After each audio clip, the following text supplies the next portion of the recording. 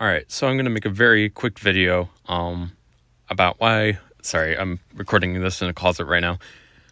Here's my argument for what actually killed Breadtube. Of course, this extends beyond H. Bomber Guy and Nicholson. I think his name is. It's been a while since I've seen her videos as well. It goes beyond those two, of course. There's a lot of Breadtubers who are bumping into the same issue of not finding any good way to squeeze out content, and there's multiple people talking about why. I'm here to give my own opinion on why I think Breadtube has gone mostly extinct, and it's because they've become the mainstream in mass media as opposed to half a decade ago when most media was, center to center right, and now because mass media has stuff like critical race theory stuff and cultural Marxist stuff and all that jazz, because that's now the mainstream in mass media today, they have no point in continuing to critique and talk about media that's more conservative or more on the right, because, there's nothing for them to do now.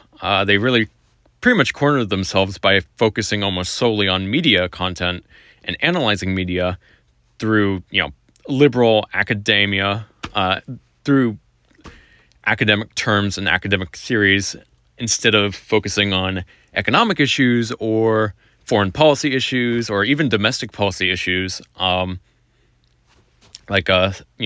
any serious politician should. These folks, they're no politicians, of course, but they're, they really had no choice in terms of where things are going. And now that they are the mainstream in mass media, there's nothing left for them to do. Of course, there's still some content farms who, grift on short-term drama instead of, criticizing movies or books or series. Those folks, especially the ones with the really gross look of like the mustache with like no beard, and it's like they look, those types of folks who try to look macho but also try to not look macho, so they look worse both ways. Those guys can continue some form of the Breadtube ideology in like a descended form into, basically left-wing analysis of petty drama. These other folks, though, who dedicate, so many days, so many weeks of their time over the past decade or so, analyzing, much more complicated things, since media is longer than, drama scuffles. There's more information to analyze in a movie, even one movie, as opposed to the drama between, say, Destiny and Hassan Piker over the last 7 years. Anyhow, there's my opinion. I'm not here to ruffle feathers, but I hope you guys just, enjoy, relax, take it easy, all that jazz. And I guess I'll see you later. Before I go, one last point, that this is not, in my own oversimplified theory of American politics and Western global politics, the distinction that traps these Breadtubers is that instead of going for economic issues with the progressive lens, they instead chose to go for petty stuff, go for the social issues through a liberal lens. I'll call it liberal. You can call it centrist, whatever. The sort of thing businessmen are perfectly fine with. On the right, they have their own dichotomy of economic right, of populist, and socially right with conservatism, traditional type of conservatism.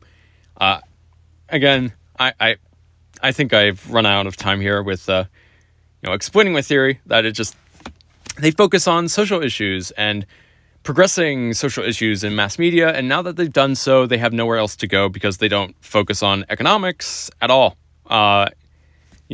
That's what drives most elections ever since 1892. Every presidential election, except a handful, have been decided primarily by the economy, whether it's doing good or bad under the sitting presidential administration. And it's unfortunate that they had to bump into this dead end before any realization of what exactly they're doing wrong. It's kind of interesting because it's a nice little warning to the other Democrats of the world, or liberal, left of center people of the world. People don't really give it, regular people, which make, regular, not so smart people, which make up a very, very, very large majority of not just our country, but of virtually every country of the world, does not really care about movies as much as they care about what's in their wallet. And that's why Trump won. He won because the economy was stagnating under Obama. He lost re-election the first time because the economy went to shit in COVID, and then he won re-election to a non-consecutive term because post-COVID Bidenflation, the economy was doing shit still. Anyway, that's enough for me. I'm done rambling. Thank you for listening, and see you later. Bye.